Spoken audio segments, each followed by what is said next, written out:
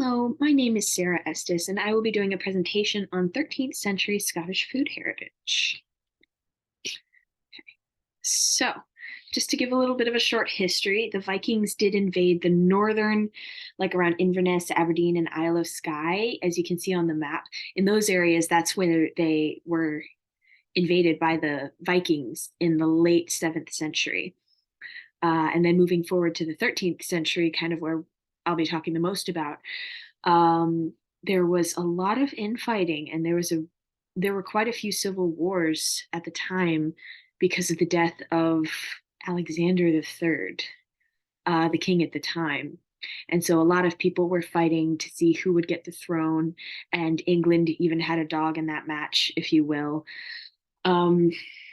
Edward the First attempted to conquer Scotland in 1296, but he failed, and in 1298 they had to pull back, simply due to the fact that they did not have a very versatile food supply, and they did not have enough food to last the entire time that they were in Scotland. And then in the early 14th century, he tried again, second time's the charm, and he succeeded. And in 1304, the Scottish surrendered to Edward I of England.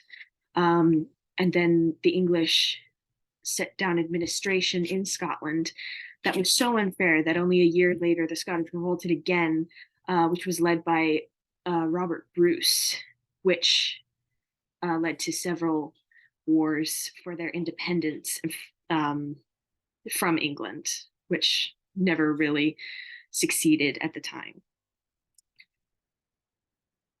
So some environmental factors about Scotland that might have some effect on the food that they ate. So it is a peninsula state, so that means that it is surrounded on three sides by water. So the fish industry is going to play a major fact in what they eat and in how they eat. And then you also take into effect that it is very cold, it's very windy, and it's very rainy. And all of these factors kind of put together mean that you can't really have a lot of growth of fruit, of hanging fruit, and not many trees either. In fact, it was as you can see above, there aren't really any trees at all, and that's because the winds are so strong that as saplings they'll get pushed over and they won't be able to grow. That combined with the fact that tall grasses and dwarf shrubbery are so easy to grow there that there's actually a climax vegetation, meaning that there is no more room. There is no vacancies for any kind of extra shrubbery other than what is already growing. As you can see, there's not many like empty spaces at all for anything to grow above that. So there's that. And then in talking more about the food specifically, there were a lot of factors that played into what a person ate every day and how much they ate every day. Some of those factors could be regional difference. As previously mentioned, someone who's in the lowlands versus the highlands is probably going to have a slightly different diet in the day-to-day. Excuse me.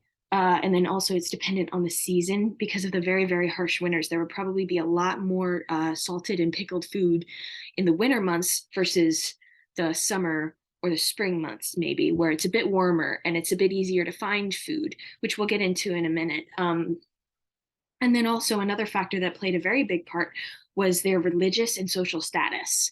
So if your social status is higher, if your religious status is higher, you're going to get better quality food, you might get fresher food, and you're just going to be eating slightly different things in the day-to-day.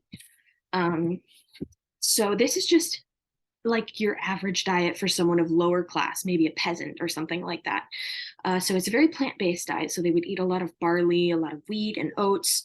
So that means that they were making bread, they were drinking ale, and they were eating pottage, which you can see above, which the purpose of those foods was to be very nutrient dense and to be long lasting. So it would keep you full for a long period of time. In case there was ever a moment where they couldn't get as much food in a day as they really wanted to or needed to. So the pottage and the bread was nutrient dense enough that they would still be able to see the next meal. Um, and then a very interesting point is that honey was actually a staple for them, which is interesting because out here, it feels like honey in the 21st century, honey's kind of a delicacy. But back then, monasteries would have their own apiaries, and people would have free access to wild honey or even to some domesticated beehives as well. And we can really see the evidence of this in the laws that were set at the time, because there were a lot of laws that were set and based around the upkeep and the maintenance and the care that was put into apiaries in the 13th century in Scotland. And then, as previously mentioned, there was a lot of fish. Fish was a very big part of their meals because it was so easily accessible. Um, and then you add into the fact that in the late 8th century, just a couple of centuries before the 13th century, there was like a baby boom. The number of people in Scotland just increased exponentially. And so the fish business actually grew exponentially with that, because people were looking for jobs, people were looking for food, and that just kind of worked out the way it did. So fish was a really, really big part of food in Scotland. And that kind of developed into the pickling and the smoking and the salting of those fish that helped to preserve that meat for those long winter months, or for those times when food was just not as accessible for the poor man.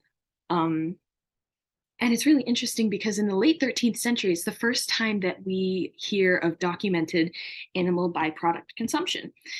So things like milk and butter and eggs. It was never really recorded that they had any part to play in their diet before then, before this time. Um, and overall, aside from times of distress, like great distress, like a pandemic or disease epidemic, excuse me, 2020s in the brain. So aside from a disease epidemic or maybe a failure of harvest that year, they had very healthy diets overall. And moving on to the religious influences that may have been had on these people day to day, a large number of Scottish people were Christians. So that means that they were fasting for about 3 days a week from certain foods like red meat. Um, and then they would also fast on important religious holidays like Lent and things like that. So that kind of added up to about 150 days a year of fasting for these people. And it was interesting because in monasteries, there was not any direct sources that told us what they were eating or how they were fasting or what was happening with their diets in the church.